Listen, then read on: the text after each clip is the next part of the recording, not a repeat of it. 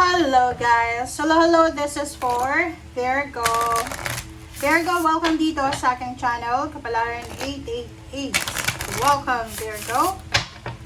Alamin natin kung anong message ang kailangan nyong marinig para sa mga Virgo friends natin. Kung bago kayo sa channel ko, please like, share, and subscribe. Virgo, forgiveness. Ilang ulit na to na lumabas Virgo ha. Next is spouse. Nako. May kailangan ka bang hinga ng tawad? Nakikita ko sa'yo dito Virgo na posibleng ikaw yung may kasalanan. Are you married? Kung married kayo, pwedeng ikaw yung may third party or yung person mo yung third party. So, siguro sa linggong ito, pinag-iisipan mo kung magpapatawad ka ba sa asawa mo or hihingi ka ng tawad kung ikaw yung may kasalanan. So, ito yung focus mo sa linggong ito. Kung magpapatawad or ikaw yung hihingi ng tawad. Kung makikipagbalikan or makikipaghiwalay.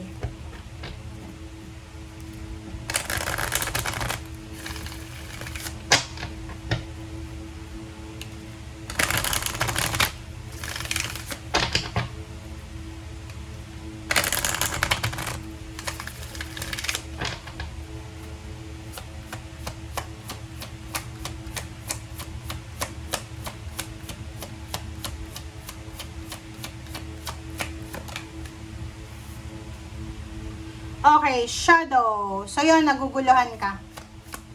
Meron ditong Virgo na naguguluhan. Naguguluhan ka, nai-stress ka, nalulungkot ka. Hindi mo alam kung anong gagawin mo. Hindi mo alam kung anong ipa-priority mo.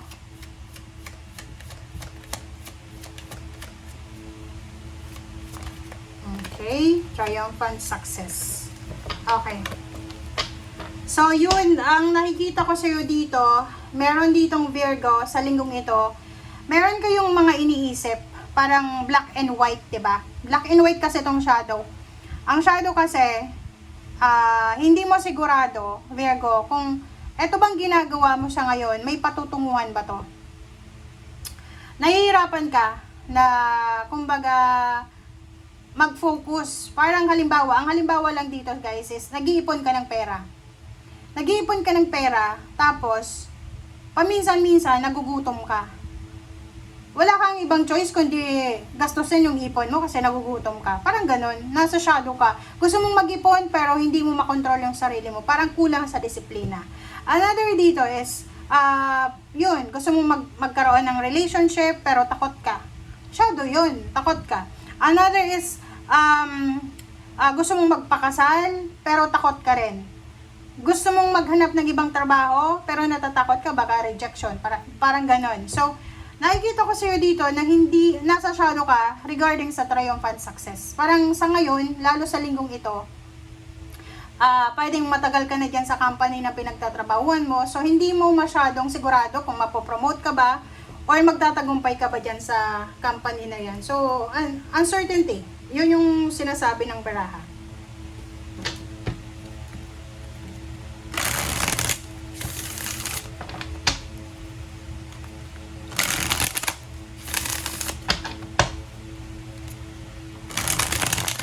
Hindi mo alam kung yung ginagawa mong sacrifice ngayon ay makakabuti ba yan sa'yo or hindi. Parang ganun. Hirap ka. Hirap na hirap. Okay. Wow.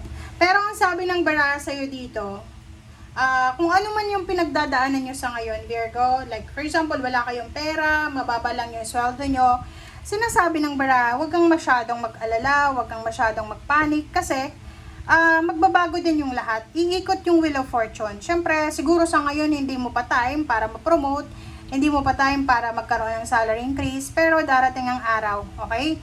Maaayos din yan. Iikot yung Wheel of Fortune and magiging financially stable ka. Tiwala lang. Sabi ng baraha dito, may isang direction or may different direction na itinuturo sa'yo ang universe na pwede mong kumbaga tahakin, okay? Sa love life, ganun din. So, parang sinasabi ng baraha sa'yo, kung ikaw ay in a relationship ngayon, Virgo, or sabihin na natin, in a relationship ka, pero na-fall out of love ka na, pero may anak ka doon sa karelasyon mo. So, sabi ng baraha sa'yo, kung talagang hindi ka na masaya, bakit ka magtitiis? Okay? Idadamay mo pa yung anak mo. 'Di ba? So, sabi ng baraha dito, kung alam mo na hindi ka na masaya, so, escape ka na. Sa pera, ganun din. Sa loob ng trabaho, parang, or company, pakiramdam nyo walang improvement. Walang hint man lang ng promotion.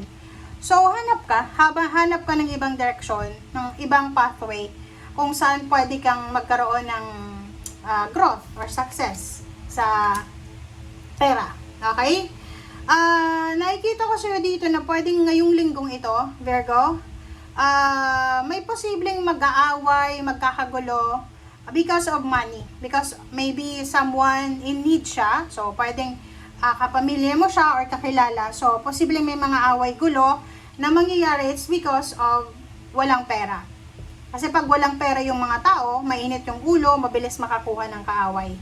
Another is, sa linggong ito, sinasabi ng barahan na kung wala kang pera, kung alam mo na financially drained ka na, kailangan mong hindi sa kompetensya, makipaglaban ka para makuha mo kung ano talaga yung deserve mo na blessings. Kumbaga, kung halimbawa na nasa down moment ka sa ngayon, huwag kang mawala ng pag-asa.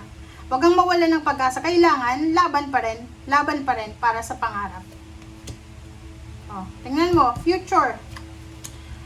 Sabi ng baraha, wag na wag mong ihahang yung future mo.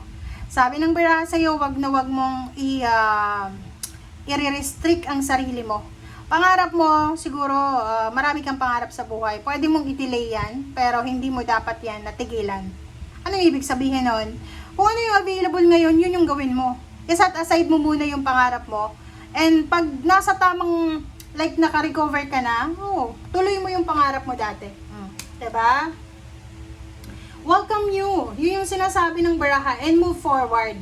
Ang importante sa ngayon, okay, gusto mong makapag-ipon ng pera, gusto mong ma-promote, gusto mong maging financially stable, ayun, the Hermit, search. Maghanap tayo, huwag kang matakot. Okay, yun lang yung nakikita ko sa'yo dito na masyado kang takot, masyado kang matatakotin, na kahit hindi ka na masaya, nag-i-stay ka sa isang lugar, isang relationship, isang trabaho, isang situation. Like ganito lang yon, nakatira ka, nagre-rent ka sa isang bahay. Yung bahay na yon, hindi ka komportable. Unang-una, maraming insekto, maingay, mainit, magulo, away-away, kung bed spacer ka. Pero hindi ka umaalis. Bakit? Kasi mura lang. Which is, mali yun, guys, mali yun. Dapat dun ka sa tahimik. Okay, medyo mataas yung renta, pero at peace ka, makakatulog ka ng maayos, gigising ka ng fresh. Diba? Walang problema. Kaysa dun sa mura nga, hindi ka naman nakakatulog, hindi ka magiging productive sa trabaho mo kasi hindi ka fresh, hindi ka nakatulog, antok ka. Diba? Thank you guys. Bye!